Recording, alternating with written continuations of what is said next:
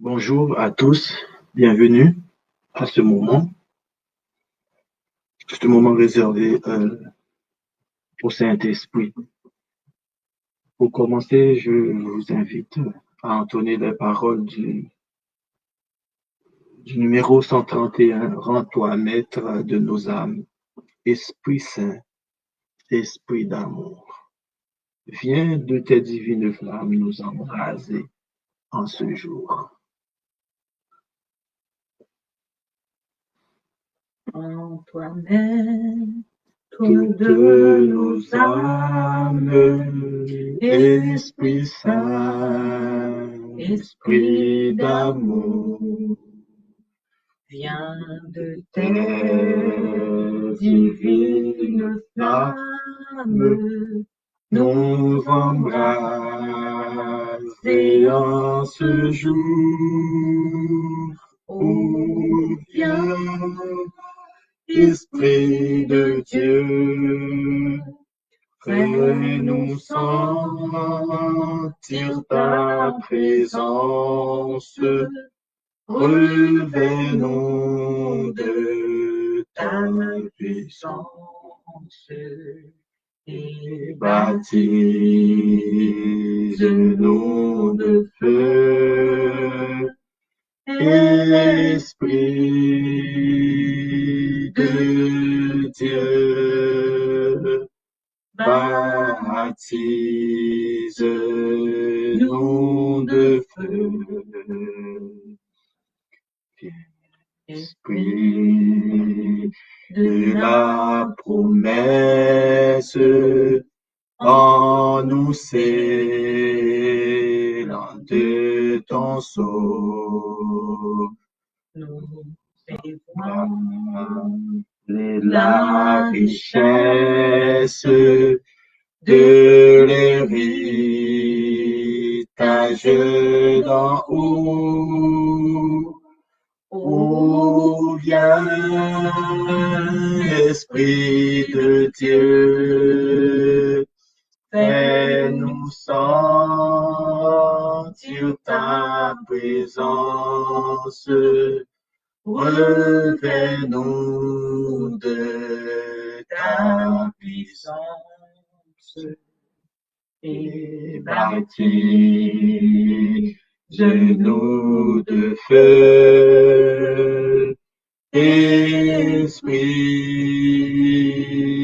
de Dieu, baptise-nous de feu. Nous, pour le service du divin libérateur, à tes pieds en sacrifice, nous apportons notre cœur. Oh, viens, Esprit de Dieu, fais-nous sentir ta présence, revêt-nous de ta puissance et baptise-nous de feu, Esprit de Dieu, baptise-nous de feu, Esprit de gloire, conduis-nous de jour en jour et de victoire en victoire jusqu'au céleste séjour. Oh, Viens, Esprit de Dieu, fais-nous sentir ta présence, revêt-nous de ta puissance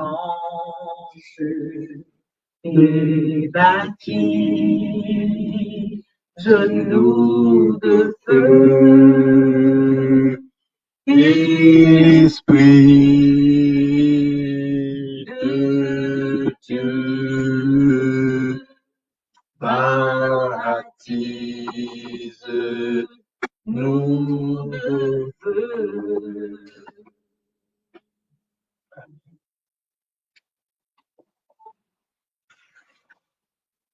Amen.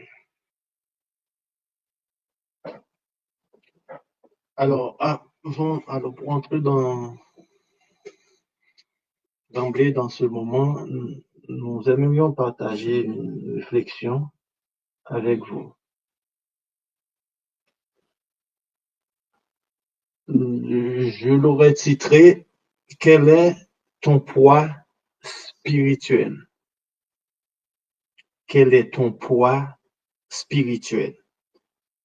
C'est une question que chacun de nous devrait se poser.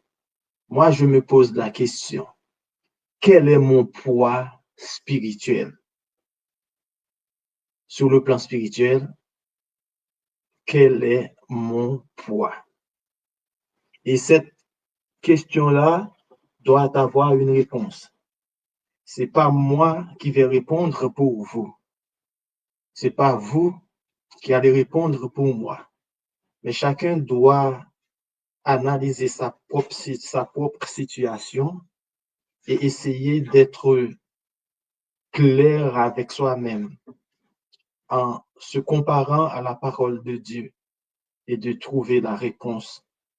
Le but, ce n'est pas de nous culpabiliser, ce n'est pas de dire que nous sommes nuls, nous ne valons rien du tout, nous ne sommes bons à rien, ce n'est pas le but. Mais le but, c'est de se considérer vraiment à sa juste valeur et de dire, Seigneur, il me reste beaucoup à parcourir encore et sans toi, je ne peux rien. Nous devons nous attacher à Jésus pour pouvoir faire quelque chose. Il est le cep et nous sommes le sarment. Sans être attaché au cep, le sarment ne peut rien. Telle est notre situation en tant que pécheurs. Comme il est écrit dans Romains, nous sommes tous pécheurs et condamnés à mort. Mais le don gratuit de Dieu, c'est la vie éternelle que nous avons en Jésus-Christ. Maintenant, le texte que nous devrions prendre pour appuyer ce moment de réflexion, on le trouve dans Daniel 5, versets 25 et 27. Daniel 5, versets 25 et 27. Et après, on va la coupler avec l'autre texte qui se trouve dans Ecclésiaste 12. Dans certaines versions, c'est le verset 14 et dans d'autres, c'est le verset 16. Ok, nous lisons d'abord dans Daniel.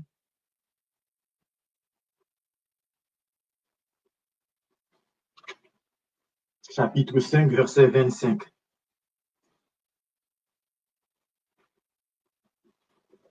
Alors, il nous dit quoi?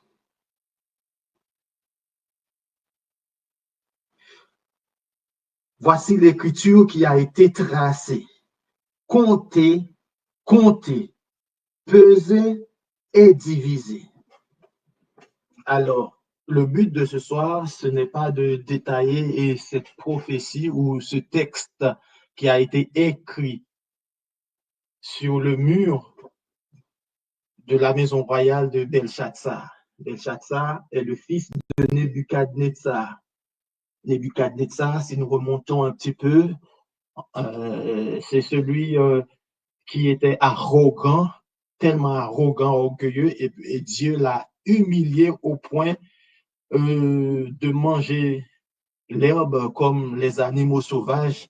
Pendant ces temps, il a été humilié, et après ces années de détresse, d'humiliation, enfin il a reconnu le Dieu des cieux comme étant le Dieu tout-puissant qui a tout créé. Il s'est humilié devant ce Dieu-là.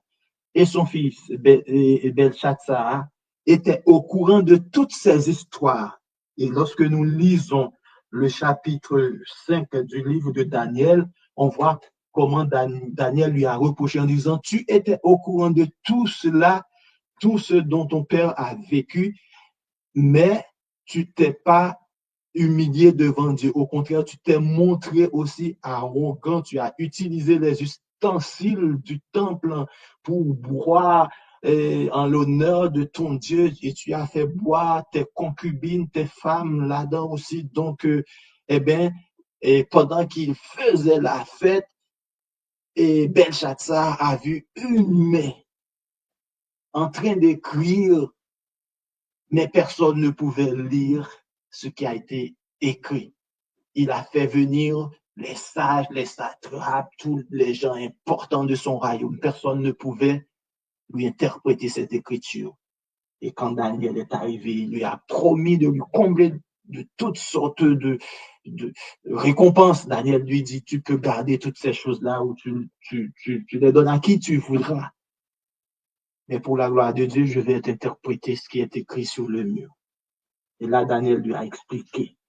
Et finalement, il lui a dit, comptez, c'est écrit, comptez, comptez, pesez et divisez. Qu'est-ce qu'on peut comprendre par là? Eh bien, Dieu avait prononcé sa sentence contre Belshazzar. Et Dieu avait décidé tout de suite, si nous lisons la suite du verset, et voici l'explication de ces mots. Comptez, Dieu a compté ton règne et y a mis fin. Oui, Dieu a prononcé la sentence immédiate. Pesé, tu as été pesé dans la balance et tu as été trouvé léger.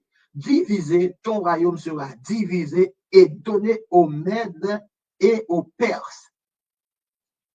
Comme je l'ai déjà dit ce soir, on ne va pas vous parler du roi Belshazzar. On va vous parler de nous-mêmes. Il est vrai que nous ne sommes pas rois, nous n'avons pas un royaume terrestre comme Belshazzar. Donc peut-être que Dieu ne nous dit pas comptez, comptez. Il a compté notre règne et il a mis fin. Peut-être qu'il ne nous dit pas ça parce que nous ne sommes pas en train de régner en ce moment.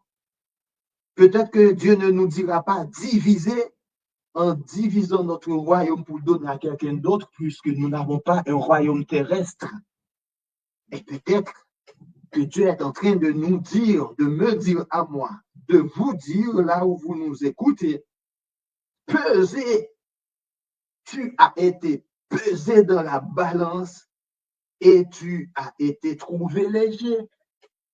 Ou bien peut-être que Dieu me dira à moi ou à vous, lors de son jugement, pesez, pesez, je t'ai pesé dans ma balance, je t'ai trouvé léger comme une paille. Eh bien, voici la sentence qui t'est réservée. Mettez-vous à ma gauche.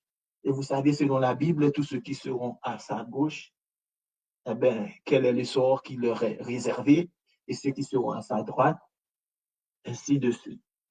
Et maintenant, lorsque nous lisons Ecclésiaste 12, verset, c'est le dernier verset du livre Ecclésiaste. Ecclésiaste 12, c'est un verset que j'aime beaucoup citer. Lorsque j'étais JA, on a appris ce verset et faire des recherches et des études avec. Qu'est-ce qu'il dit? C'est au dernier verset.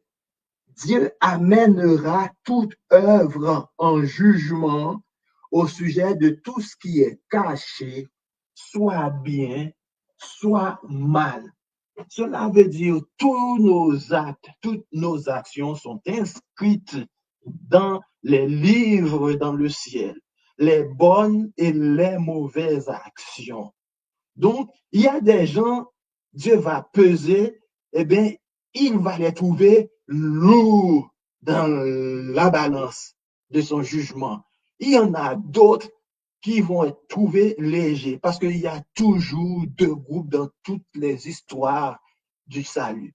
Au ciel, il y avait deux groupes. Soit tu es dans du camp de Dieu ou bien tu es dans le camp de l'autre. Quand Jésus va revenir lors du grand jugement final, il y aura deux groupes, pas plus.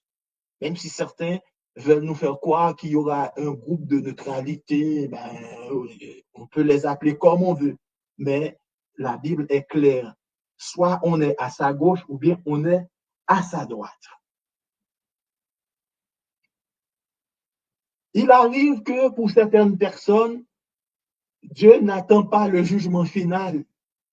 Il a prononcé son jugement dans l'immédiat. Nous avons vu un exemple très clair, ce qui était passé à Sodome et à Gomorrhe. Des fois, nous avons du mal à comprendre la mort, mais la mort, c'est un intrus. Dieu n'avait pas créé la mort dès le départ. La mort est la conséquence directe du péché. Eh bien, quand Dieu a créé l'homme, il l'a créé pour vivre éternellement. Lorsque le péché a fait son apparition, ça a commencé dans le ciel et après, ça a continué dans le jardin d'Éden. Eh bien, à partir de cela, on a vu Caïn qui a commis le premier meurtre. Il a tué son frère Abel pour une question de jalousie. Et ainsi de suite. Et après, nous connaissons tout ce que nous voyons maintenant partout dans le monde. La mort, il règne, la souffrance, tout ce qu'on sait. Mais Dieu mettra fin à tout cela. Lorsque je prends un peu de temps pour analyser les actes de certains hommes bibliques, je dois vous avouer, ça me donne froid dans le dos. Et franchement, je me sens vraiment si petit spirituellement. Et des fois, j'ai honte de moi-même. Je dis, mais Seigneur, je me vois vraiment insignifiant en essayant de me comparer avec le niveau de foi ou le poids de cette personne-là. Je sens que je ne pèse pas assez lorsque j'examine mon cas. Et j'arrive même à faire des comparaisons. Mais avant de me lancer dans ces comparaisons, pour pouvoir comprendre bien qu'est-ce qui arrive à certaines personnes. Et moi, je dis, mais dans la vie, il y a des principes, je dirais, vitaux. Et Jésus nous en a parlé. On va voir ce principe dans Matthieu 6, verset 25. C'est un texte que vous devez vraiment connaître parce que très souvent, on cite ce texte qui nous invite à nous intéresser aux choses spirituelles d'abord, mais il y a un élément clé là-dedans que je vais partager avec vous, Matthieu 6, verset 25.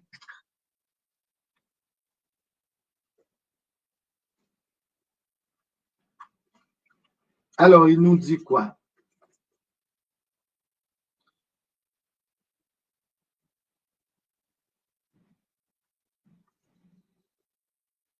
C'est pourquoi je vous dis, ne vous inquiétez pas pour votre vie de ce que vous mangerez ni pour votre corps de ce que vous serez vêtus. La vie n'est-elle pas plus que la nourriture et le corps plus que le vêtement? Donc, c'est dans la deuxième phrase que nous allons nous attarder un tout petit peu pour comprendre la comparaison ou les comparaisons que j'ai essayé de faire avec certaines personnes dans la Bible, y compris nous aussi dans notre temps. La vie n'est-elle pas plus que la nourriture et le corps plus que le vêtement? Pour comprendre très bien ce que ça veut dire, par exemple, la vie n'est-elle pas plus que la nourriture? Si on demande à quelqu'un, on va dire qu'il a passé 2 jours sans rien manger et la personne a vraiment faim, eh bien, on lui dit, entre le tuer immédiatement ou lui donner un plat pour assouvir sa faim, qu'est-ce qu'il aurait préféré? Ça veut dire, il va manger le plat, on va le tuer, ou bien on lui dit, bon, tu vas continuer d'avoir faim, et puis ben, on va te laisser partir. Eh ben, que ça ne vous étonne pas, il y en a qui vont dire, ben, donnez-moi le plat, après vous pouvez me tuer parce que j'ai trop faim, je ne peux plus tenir. On va trouver des gens qui vont décider ceci. Mais il y en a d'autres qui vont dire, bon, quand même, si j'ai pu tenir 2 jours, ben, je peux tenir un troisième jour, même si je vais déshydrater, après j'irai à l'hôpital, mais au moins j'aurai la vie. Je préfère avoir la vie. Une façon de dire que la vie est plus que la nourriture. Si Dieu nous donne la vie, mes amis, ce n'est pas la nourriture qu'il ne peut pas nous donner. Est-ce que vous croyez dans le monde on peut nous donner la vie? Sinon, la science pouvait déjà créer des êtres humains. On peut créer des robots et on met des programmes dedans, des batteries ou de l'énergie pour faire tout fonctionner. Maintenant, créer un être humain ou un animal, on essaye de faire des croisements de toutes sortes à partir de ce que Dieu a déjà mis en place. Mais il n'y a que Dieu qui peut donner la vie. On reconnaît la science a fait des progrès, mais la science ne peut pas remplacer Dieu. Et de l'autre côté, c'est la même chose. Le corps plus que le vêtement. Si on avait à choisir entre sauver sa peau ou bien on vous donne de très beaux vêtements, mais malheureusement, après, vous n'avez pas de corps pour les porter, mais ça ne servira à rien. Bon, je dis un truc qui paraît assez absurde. Mais même si on est nu, si le corps existe vraiment, oui, si ça existe, mais après, ben, vous pouvez trouver le vêtement. Parce que le vêtement a besoin d'un corps pour être porté, mais le corps n'a pas besoin d'un vêtement pour exister. Donc, il y a une sorte de classement des besoins. Donc, Satan a compris ce principe aussi parce que dans l'histoire de Job, quand Satan a perdu je dirais le premier round dans l'histoire, quand ben, vous savez que Satan ne sait pas, c'est pas quelqu'un qui aime déclarer facilement qu'il a perdu. Dans ce premier temps, il a dit à Dieu, mais c'est normal, tu as comblé Job de toutes sortes de bénédictions, tu l'as protégé, mais c'est normal qu'il te soit fidèle. Ça ne lui a rien coûté. Tu lui as su protéger. Dieu dit, mais vas-y, va toucher ce qu'il possède. Ça t'a tout détruit.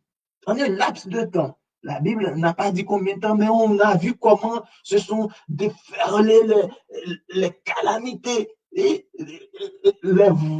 vols, la destruction de ses chameaux, de ses ânes, de la mort de ses enfants, tout. en un laps de temps. Après, pour Satan, ce n'était pas suffisant. Il dit, mais bon, quand même, quelqu'un, pour sauver sa vie, mais il peut laisser tout. Et à la fin, Dieu lui dit, mais vas-y, va toucher son corps, mais ne touche pas sa vie. Et là, Satan a compris que, ben bon, il a capitulé. Il a capitulé. Il a dit, pour cher, quelqu'un ne donnera pas tout pour sauver sa vie. Ça veut dire qu'il a compris entre la possession ou les ensembles de biens que Job avait possédés. Mais c'est normal que je ne sais pas pourquoi je dis Paul. Job, c'est quelqu'un de très intelligent. Il va dire de toute manière, c'est Dieu qui m'a donné la force, la vie, la vigueur, le courage pour travailler, pour réunir tout ce bien-là. Mais si j'ai encore la vie et je l'ai encore, je pourrais travailler pour gagner à nouveau toutes ces choses-là. Je pourrais avoir d'autres enfants. Parce qu'il a encore la vie. Il a encore la vie. Satan a compris ce principe. Maintenant, pourquoi je vous dis ça? Mais parce qu'il y a des gens dans la Bible qui, on va dire, leur vie même était en jeu. Vous savez, je vois Job comme étant quelqu'un extraordinaire. Mais il y en a d'autres gens à qui Dieu n'a pas épargné leur vie. Il l'a fait pour certains, il ne l'a pas fait pour d'autres. Et on va voir ces quelques comparaisons. La vie de certaines personnes était en jeu et malgré tout, ils ont tenu le coup jusqu'au bout. Et d'autres, pour rien du tout, ont baissé les bras. C'est l'histoire de l'humanité. Premier exemple, nous avons les 3 jeunes Hébreux qui, au défi, s'ils ne se prosternent pas devant la statue, devraient être jetés dans la fournaise ardente. C'est une question de vie et de mort. Peut-être qu'à l'époque, beaucoup d'autres responsables ou parmi les leaders des Hébreux se sont dit, mais quand même, ça c'est Dieu, mais bon, Dieu sait, la chair est faible. Mais bon, on va le faire seulement aujourd'hui, mais après, on ne va plus recommencer. Mais ces jeunes Hébreux-là ont défié l'ordre du roi. Il était question de leur vie. Maintenant, même leur vie n'était pas plus importante pour eux par rapport à leur obéissance à Dieu. Ils étaient obéissants jusqu'à la mort parce que c'est Dieu qui dit tu ne te feras point d'image taillée ni de représentation des choses qui sont dans les cieux, qui sont sur la terre, qui sont dans les eaux plus bas que la terre. Tu ne te prosterneras point devant elles et tu ne les serviras point. C'est Dieu qui l'a dit dans les 10 commandements. Ils ont choisi de rester fidèles au péril de leur vie. Et de l'autre côté, on a Ésaü, que vous connaissez très bien. Alors, je vous pardonne je vous préserve, pardon, de vous citer les textes. Ésaü, le frère de Jacob, qui avait le droit d'aînesse, il avait faim, il ne pouvait pas attendre, eh bien, il a cédé son droit d'aînesse pour justement un bol de lentilles. Donc, son appétit était plus important pour lui. Et je n'ai pas dit qu'il a passé, la Bible n'a pas dit qu'il a passé 2 jours sans manger, ni 1 jour sans manger. On n'a pas dit combien de temps. mais il a été faire la chasse et quand il est revenu, il a faim et du coup, il y en a devant la faim, ils sont prêts, s'il le faut, à vendre leur âme, à troquer leur âme contre un plat, ce qui dure quelques heures, le temps de manger le plat et de le digérer et après quelques heures, on a encore faim. Ils sont prêts à troquer leur vie éternelle contre un plat. On trouve ces gens-là aussi. On trouve des gens comme les 3 jeunes Hébreux aussi. Il y a l'exemple de Daniel dans la fosse au lion. Il s'est retrouvé dans la même situation que les 3 jeunes Hébreux, mais il a tenu bon jusqu'au bout. Et de l'autre côté, nous connaissons l'histoire de Pierre, épisode ou version 1, qui a renié Jésus à 3 reprises. Et je vous assure, quand vous comparez Ésaü et les 3 jeunes Hébreux, les 3 jeunes Hébreux étaient en train de risquer leur vie. Daniel était en train de risquer sa vie. Mais Ésaü et Pierre, à ce moment-là, la Bible n'a pas dit qu'ils allaient tuer Pierre. Peut-être qu'on allait lui faire des reproches ou s'il le faut le jeter en prison, mais la cible, on l'a déjà eu, c'était Jésus. C'était Jésus qu'on voulait avoir, on l'a eu. Mais seulement on a dit, mais cet homme-là, il est galiléen.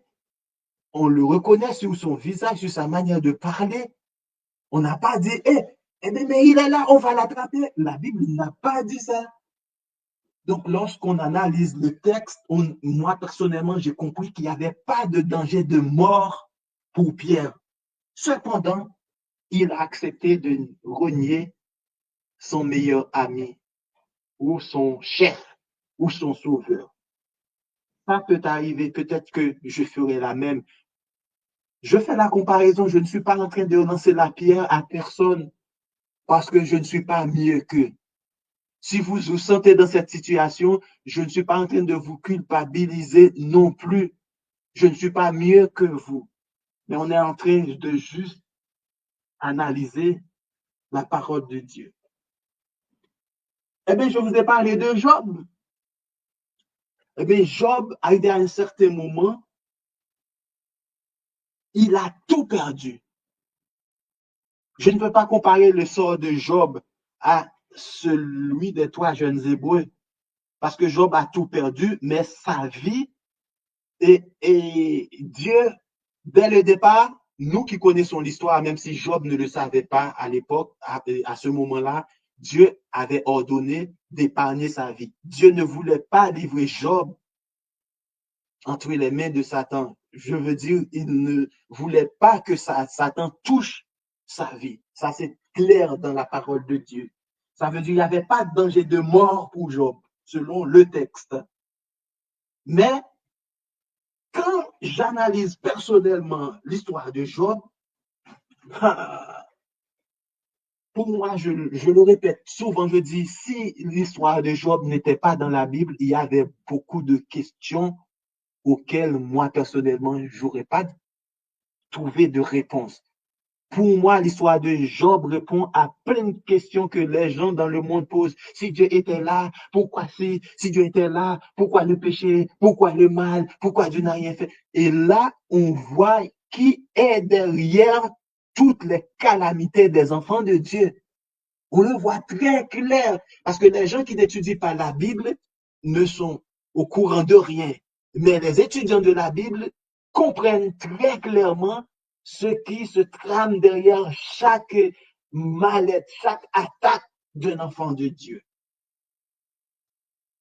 Quand on considère la manière que se sont déroulés ces événements dans la vie de Job, je vous assure, j'aimerais pas être dans une situation pareille. On a perdu ceux qu'on aime, les enfants. C'est dur pour un parent, hein, d'enterrer ses enfants.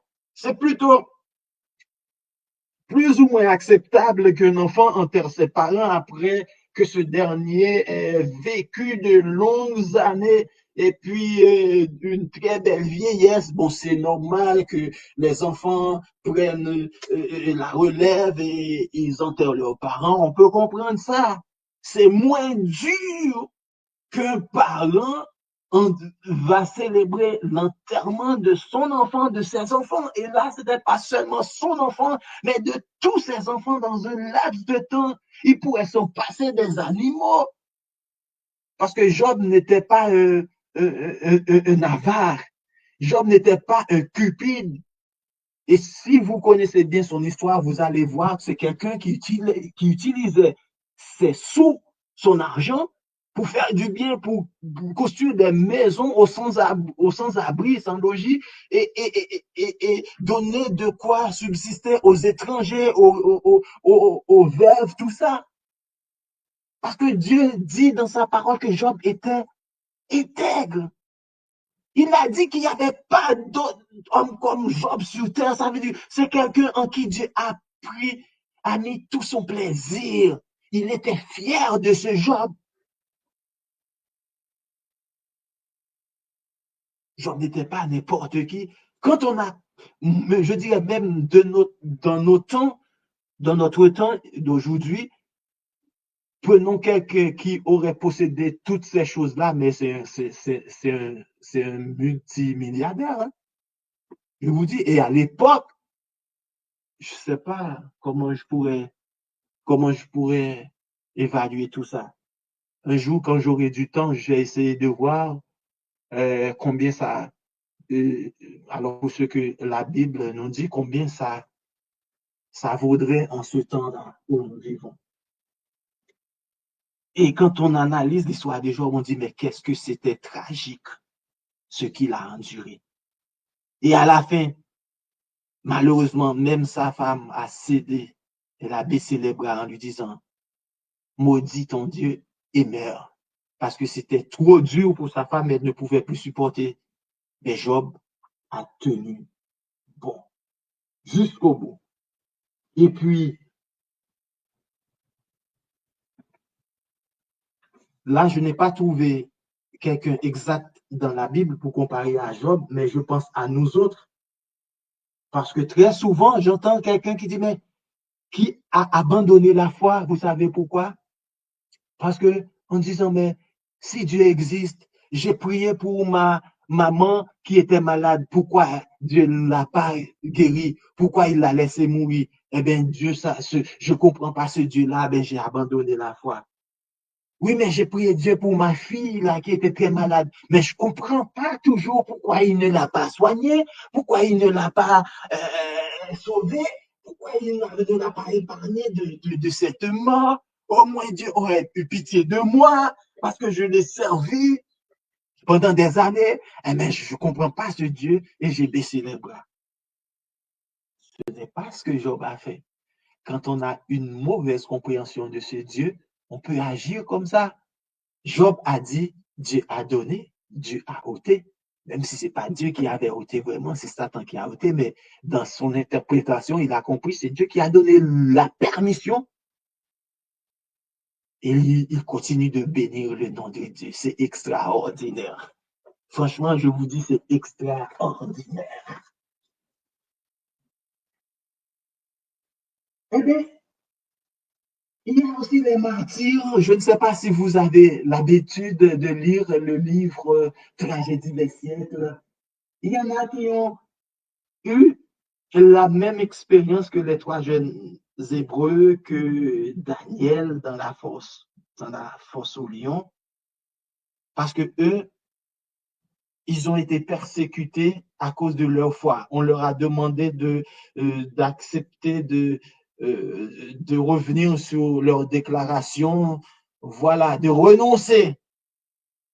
Ils ont accepté d'être traînés au bûcher.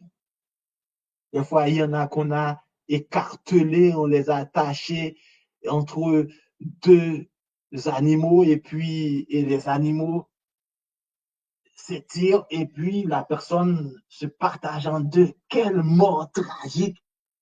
Mais tous ces gens sont restés fidèles, même au prix de leur vie. Et nous disons gloire à Dieu. C'est pour cela qu'on les a appelés des martyrs. Mais de nos jours, peut-être qu'il y en a parmi nous qui ont troqué leur salut pour un travail, pour une augmentation, pour un mari, pour une épouse, pour des vêtements, pour une voiture, pour un téléphone, je ne sais pas. Ils ont accepté de faire ce troc. Et qu'en est-il de Moïse, qui a tout abandonné? Quelqu'un qui a fait, qui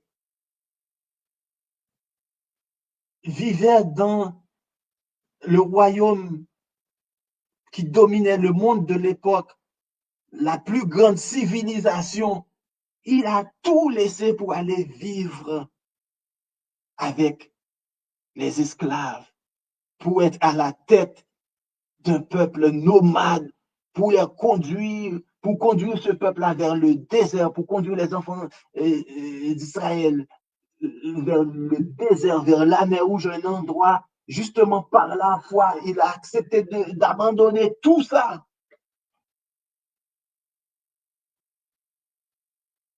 Et quand on compare dans la Bible, le jeune homme riche qui s'était approché de Jésus pour lui dire, Seigneur, qu'est-ce qu'il faut faire pour avoir la vie éternelle? Jésus lui dit, et qu'est-ce que tu as lu dans la Bible? Il a cité les commandements, les 10 commandements.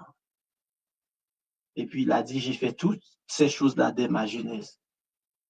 Après, Jésus lui dit, vas-y, va, vends tout ce que tu possèdes, donne-le aux pauvres et viens me suivre. Et le jeune homme est allé tout triste parce qu'il avait beaucoup de biens. Ça, c'est notre plus grand mal, notre attachement aux biens matériels. Je ne suis pas en train de lancer des pierres à ce jeune homme. Vous et moi, nous sommes trop attachés aux biens matériels et des fois, ces choses-là nous empêchent de faire la volonté de Dieu, nous empêchent de suivre Jésus, nous empêchent d'aller vers Dieu. C'est pas un problème. Le problème de ce jeune homme, c'est pas que l'argent était un problème, avoir l'argent. Dieu n'a jamais condamné à travers la Bible que quelqu'un devienne riche, parce que je viens de voir avec vous l'histoire de Job. Job était hyper riche. Mais quand on compare Job avec ce jeune homme, quand on compare ces deux-là, on voit Job n'avait aucun attachement avec le bien matériel, tandis que ce jeune homme, oui. Si on voit bien le comportement de Moïse, Moïse n'avait pas d'attachement avec le pouvoir, la domination, le luxe, puisqu'il a accepté tout abandonner pour être au service de Dieu. C'est extraordinaire. Et on a vu les liens qu'il a tissés avec le peuple et au point de dire à Dieu, si tu détruis ce peuple, enlève mon nom de ton livre de vie. Je dis, waouh! Moïse a osé parler à Dieu de cette manière-là. Moïse donne l'impression qu'il aime le peuple hébreu plus que Dieu lui-même. Hein?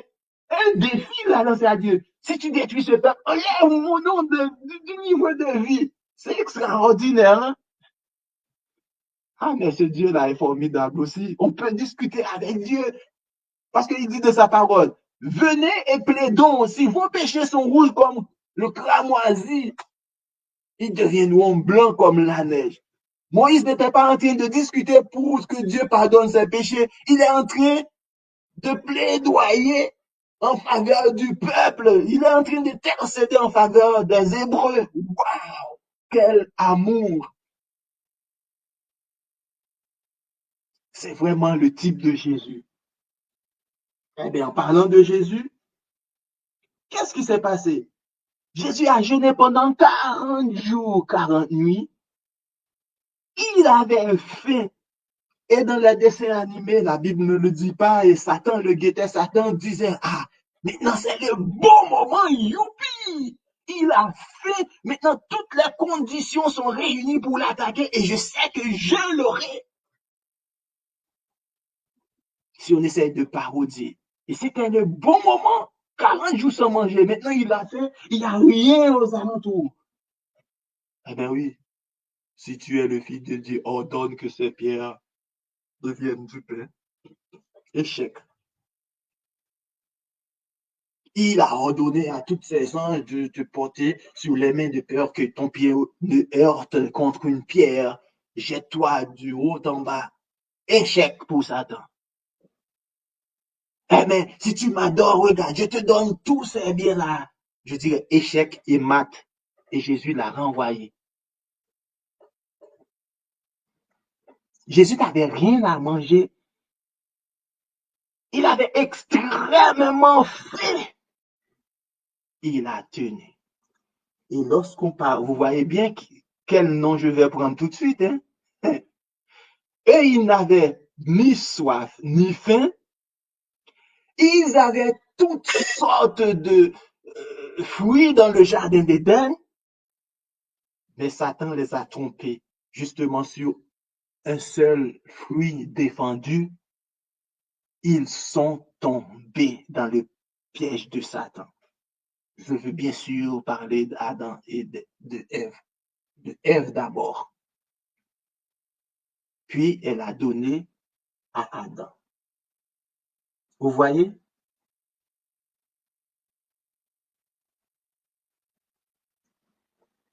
Quand on compare ces personnes-là, on va dire les trois jeunes Hébreux, Job, Daniel, dans ses épreuves dans la force au lion, les martyrs, hein, Moïse et Jésus. Il n'y a pas que ça, hein, je pourrais vous en citer plein dans la Bible. Il y en a vraiment beaucoup. C'est des gens, quand on les pèse, quand Dieu les met dans la balance, eh bien, ça fait pencher la balance. C'est du lourd. Eh oui, nous pouvons le dire, c'est du lourd. Mais pour les autres, en parlant de Pierre, version 1, ils ont été trouvés légers. Ce soir, la question que je me pose, que je vous pose, dans quel groupe nous nous retrouvons? Dans le groupe des lourds, dans la balance, ou dans le groupe de la paille? Comme Dieu avait dit à Belshazzar, je t'ai pesé, je t'ai trouvé léger. Est-ce que Dieu nous trouvera lourd dans la balance ou il nous trouvera léger? En sachant bien qu'il y aura un jour où nous serons tous passés par cette balance.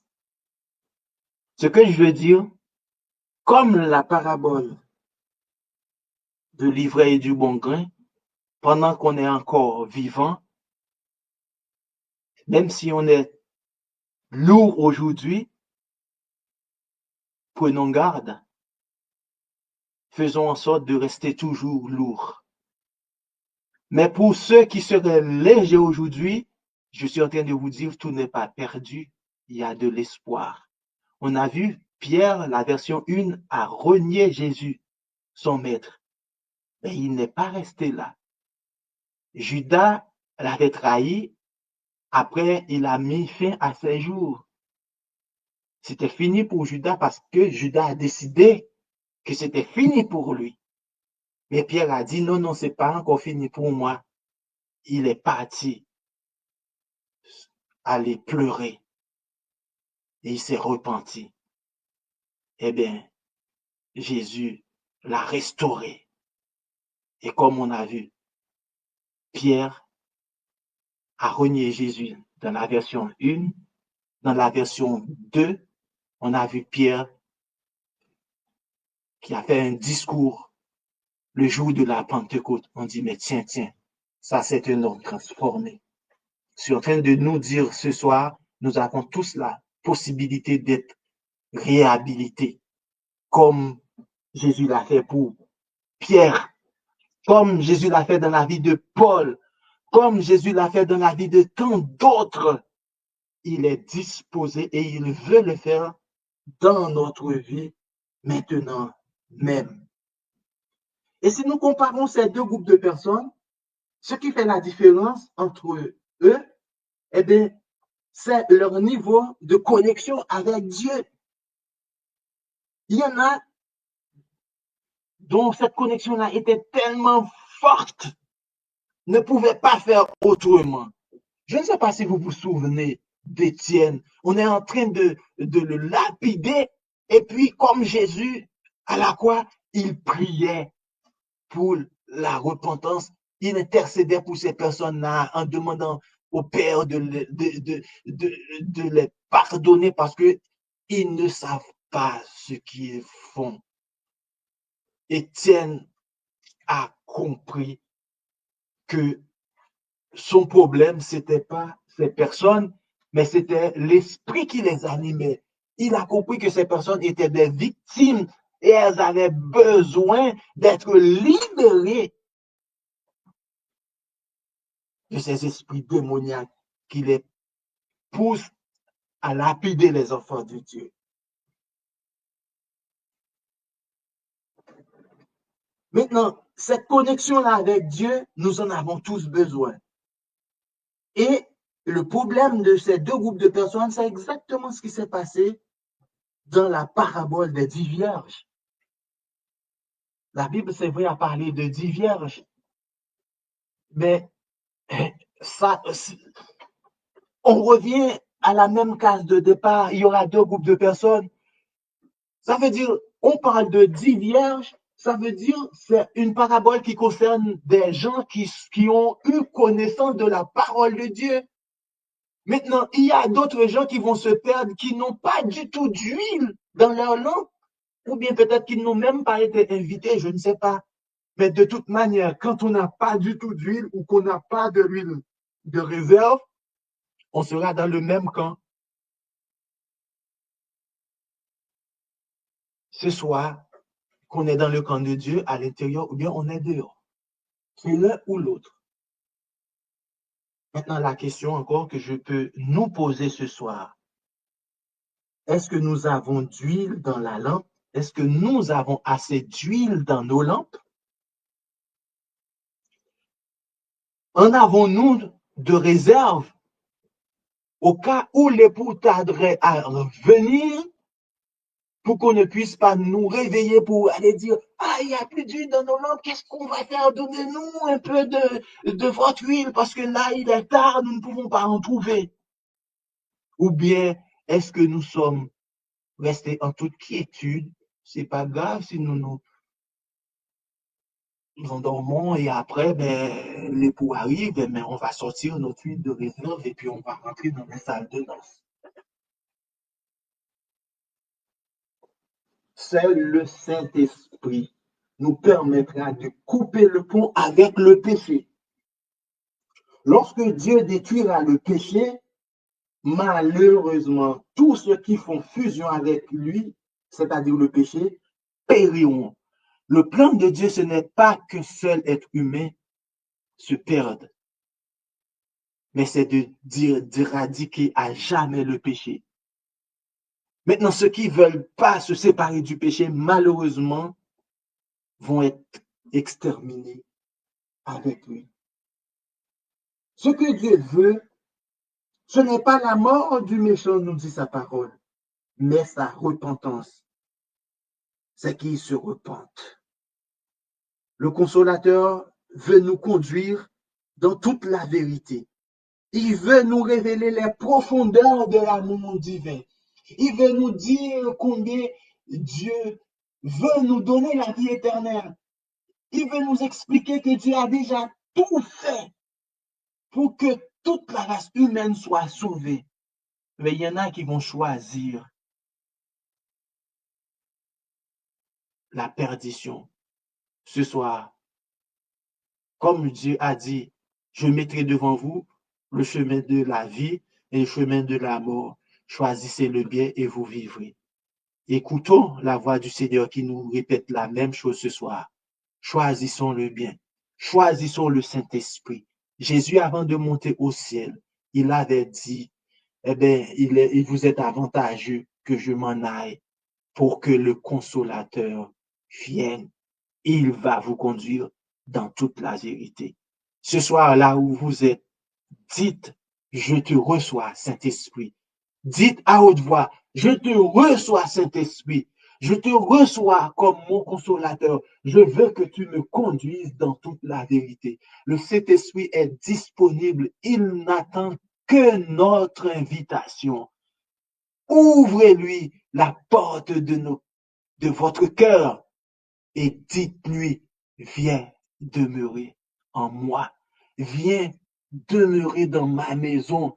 Viens demeurer dans ma famille et que tu sois le principal invité de tous les jours et faisons en sorte pour ne jamais, plus jamais l'attrister, de sorte que le Saint-Esprit, le Paraclet, soit notre guide, notre boussole en toutes circonstances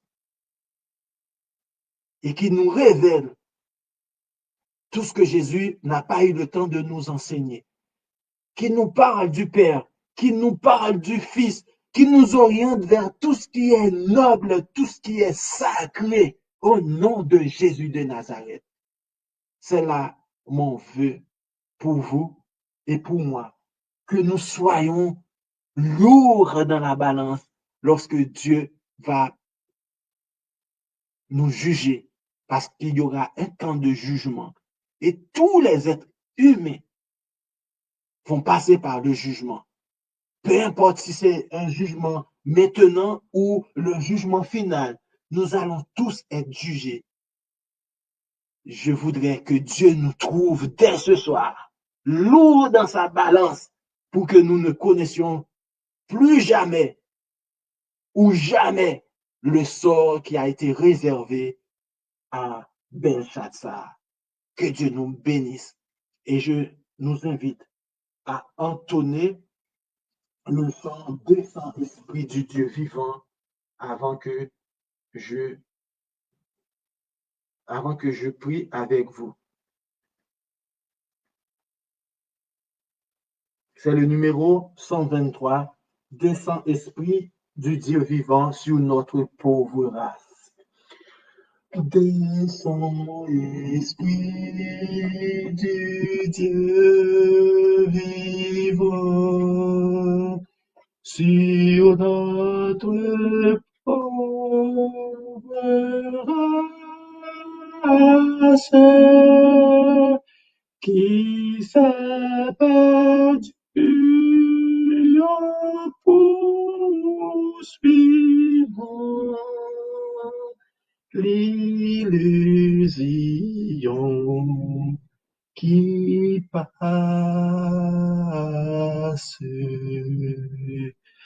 Donne-nous des langues de feu, la voix surnaturelle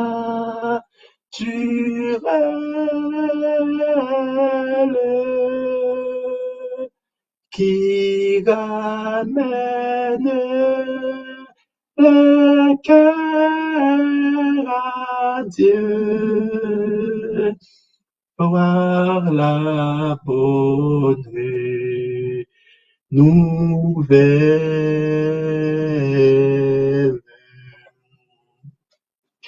de nos ténèbres vers le jour, du chaos l'harmonie.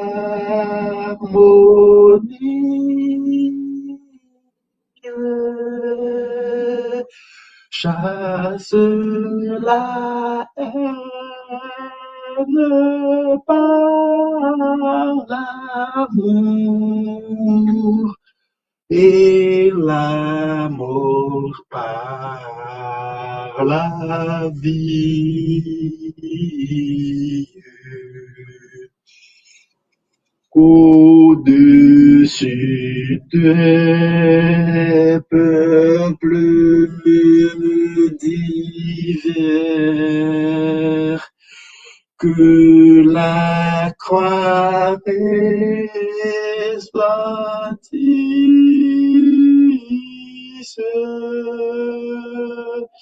au nom du Christ dans l'univers,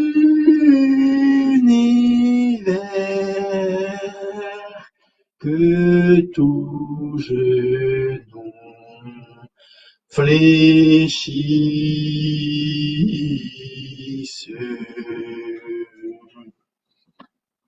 Prions. Notre Dieu, notre Père, Roi des rois, Seigneur des seigneurs, Créateur de toutes choses, l'alpha et l'oméga, nous t'exaltons, nous t'acclamons, nous te célébrons. Nous te louons car tu es le seul vrai Dieu, celui qui déclare avec sa bouche et sa main l'accomplit tout ce qu'il a déclaré. Tu n'es pas un homme pour mentir, ni le fils de l'homme pour te repentir. Oui, Éternel notre Dieu, aussi vrai que ta parole est vivante, nous nous présentons devant toi selon ta promesse. Tu as dit que quand Jésus devrait monter au ciel, tu nous enverras le consolateur. Sans le consolateur, nous ne pouvons pas mener cette bataille. Sans le consolateur, nous ne pouvons pas résister au diable. Sans le consolateur, nous ne pouvons pas dire non au péché. Sans le consolateur, nous ne pouvons pas dire à chaque fois que Satan nous attaque, il est écrit, il est écrit, il est écrit. Nous avons le modèle que Jésus nous a laissé. Il a eu recours régulièrement à la parole parce que l'adversaire connaît la parole aussi, mais nous pouvons mal interpréter cette parole, mais avec l'aide du Saint-Esprit qui nous conduit dans toute la vérité, nous aurons une interprétation exacte selon ta parole. Nous voici devant toi. Nous attendons, Seigneur, avec nos mains ouvertes pour que tu nous envoies ce consolateur dans nos vies, pour qu'il nous ouvre les yeux sur l'état de notre cœur, afin de nous diriger vers toi qui est la source de vie, que tu nous transformes par le sang de Jésus qui a coulé à Golgotha pour la rémission de nos péchés, pour le pardon de nos péchés, pour le pardon de tout ce que nous t'avons fait de mal, pour toutes les fois que nous t'avons mal représenté devant le monde, que toutes les fois que nous t'avons renié comme Pierre, que toutes les fois, Éternel, notre Dieu, que nous avons vendu notre vie éternelle contre un plat de lentilles comme Ésaü, pour toutes les fois que nous avons troqué nos âmes, nos saluts pour un travail, pour des choses matérielles, des choses passagères de ce monde. Nous sommes vraiment désolés, nous te demandons de nous pardonner. Ô Saint-Esprit, donne-nous la force de ne plus retourner dans nos vomis, de pouvoir dire non aux choses de ce monde, même si nous sommes dans le monde, de comprendre que nous ne sommes pas du monde, nous sommes de passage, puisque Jésus a donné sa vie à la croix pour restaurer l'image de Dieu en nous, cette image-là que le péché a détériorée. Le plan de Dieu, c'est de restaurer son image dans nos vies. Viens, Esprit du Dieu vivant, restaurer ce que le péché, l'ennemi ont détruit dans nos vies, et que désormais, nous puissions témoigner que nous sommes des enfants authentiques de Dieu partout où nous passons. Ô Saint-Esprit, demeure avec nous, reste dans nos familles, reste sur les ondes de cette web radio, reste sur chaque auditeur, sur chaque personne qui va écouter ce moment, cette veille de prière en différé.